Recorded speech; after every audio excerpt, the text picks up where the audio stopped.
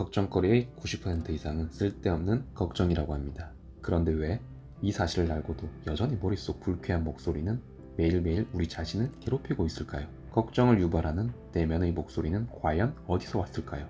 가정에서, 학교에서, 인간관계 속에서, 시대를 거듭하면서 세습적으로 내려오는 생각들이 있습니다. 몇 가지만 열거해 볼게요. 나는 할 수 없어. 돈이 부족해. 난 행복할 자격이 없어. 허튼 꿈 깨라. 난 타고난 능력이 없어서 잘 되긴 힘들어.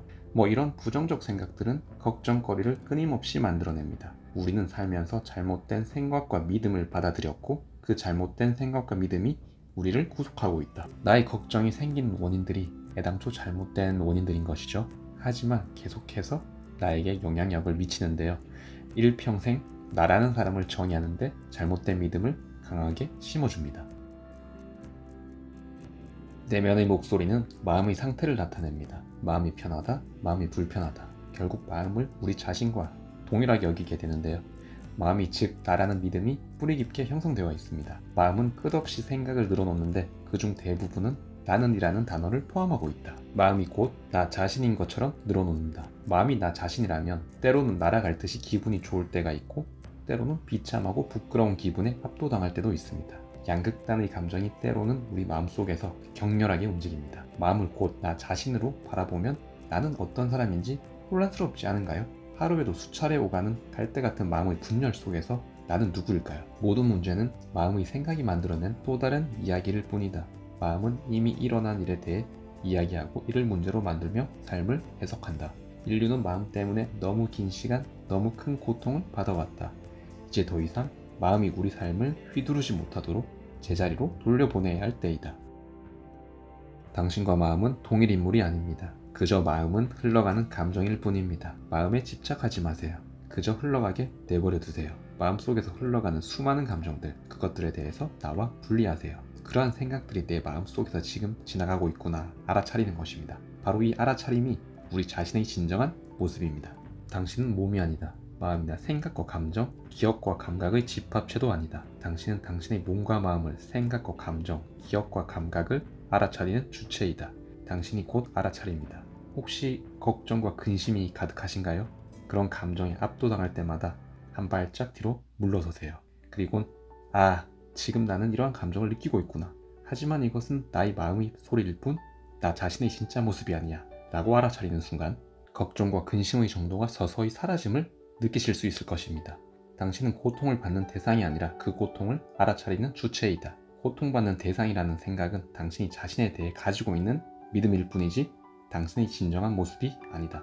수많은 잡념들이 나를 사로잡고 놓아주지 않을 때의 경험은 누구나 있을 것입니다. 그럴 때마다 즉시 나는 알아차리고 있는가를 자문하세요. 마음의 목소리를 뒤로 내밀고 알아차림이 전면에 등장하게 해주세요. 알아차림은 언제나 우리 곁에 우리와 함께 지금도 존재하고 있습니다. 우리는 보통 우리 생각과 우리가 인식하는 것에만 관심을 기울인다. 그래서 늘 현존하는 알아차림을 놓친다. 부정적인 감정에 대한 저항을 멈추려면 그 감정을 바꾸려 하지 말고 있는 그대로 존재하게 내버려 둬야 한다. 오늘도 부정적인 감정이 우리 머릿속에 아마 수백 번은 들어왔을 것입니다. 그 감정과 격렬히 싸우며 에너지를 낭비하고 있었을 수도 있겠죠. 알아차림에 대해 알게 된 지금부터는 그저 그대로 내버려 두는 연습을 해봅시다. 부정적 감정은 한낱 감정일 뿐 우리는 이 사실을 알아차리고 있기에 그것이 서서히 해소될 것입니다. 그러니 부정적 감정에 힘을 실어주지 마세요. 멀리서 지켜보면서 그대로 두면 아무런 저항도 하지 못하고 고련히 사라질 것입니다. 감정을 온전히 허용할 때 그 감정의 에너지는 순식간에 지나가면서 동시에 엄청난 양의 억압된 감정까지 함께 가져간다. 예를 들어 분노의 감정이 생겼을 때 이에 저항하지 않고 그저 바라보면 분노는 금방 사라지면서 당신이 어린 시절에 억압했던 본래의 분노의 일부도 함께 가져간다.